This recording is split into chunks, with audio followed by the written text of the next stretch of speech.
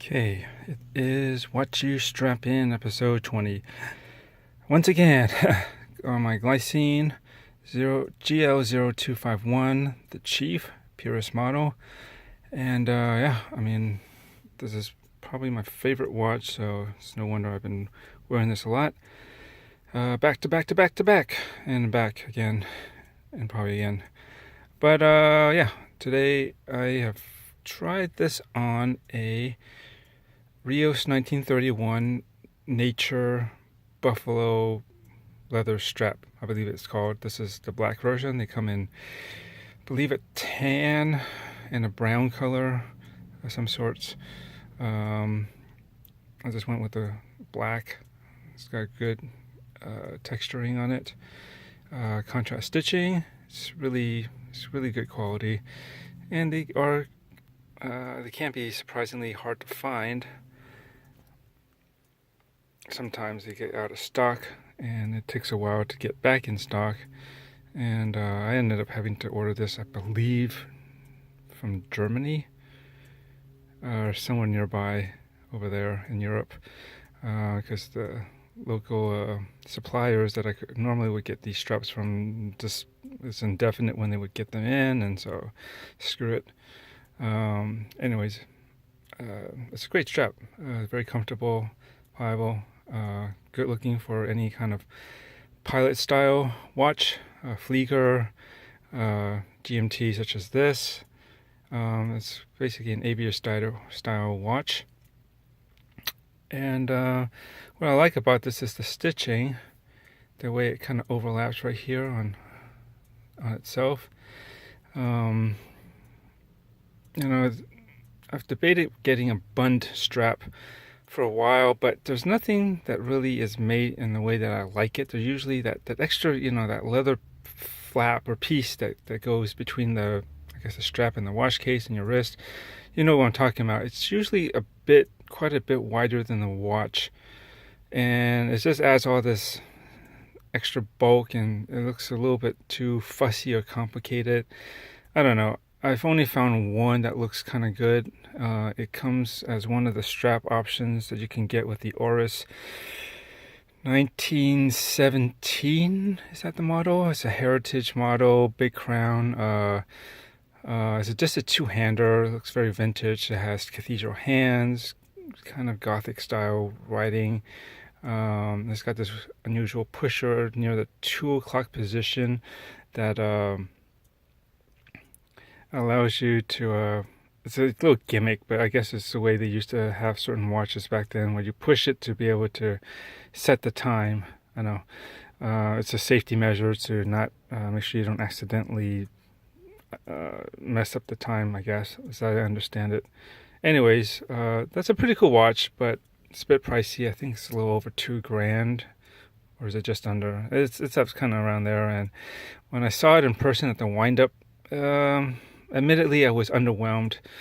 It didn't look quite as exciting or cool when I had it actually on the wrist. It seemed a little bit plain. I think it's the fact that, and I noticed this shortly after I saw the model, it's like, it doesn't have running seconds, which, just seeing two-handers and there's no date or anything, it's kind of a bit safe and boring. Well, it's not so much safe as it is just boring. I just, you want to have an active running seconds somewhere, small or big, or central seconds, just to show that it's working and just to see the sweep, something more dynamic all the time rather than just a very slow moving handset of just two-handers an hour and a minute.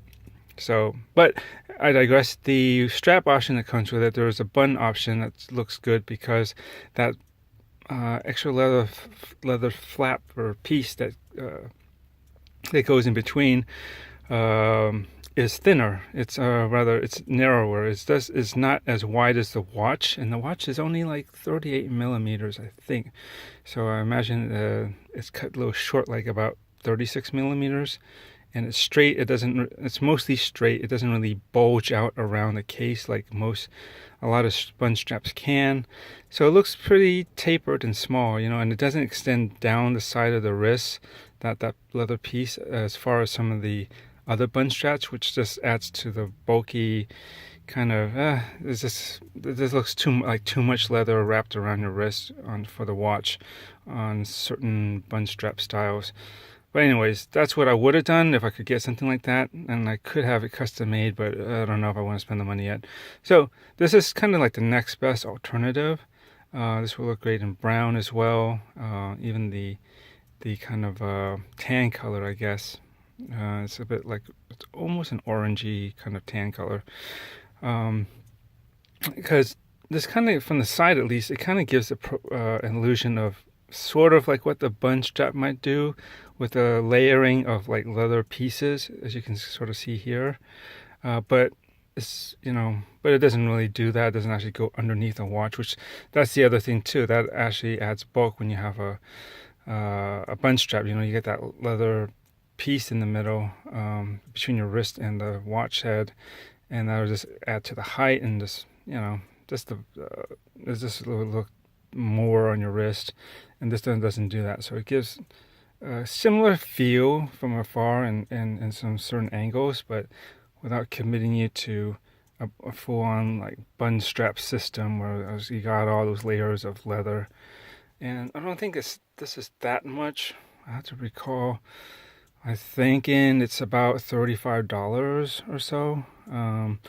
But just look it up. It is Rios 1931. Nature Buffalo, I guess aviator strap or something like that. There should only be 3 colors. They come in. This is a 22, and I have a 20 at least. And yeah, and it tapers down nicely. You see here, which is great. And you see how wide it gets. It kind of helps follow the lines of the lugs in some ways. It doesn't just pull in like most straps do. It just kind of gives that extra piece there. So it's a nice different look.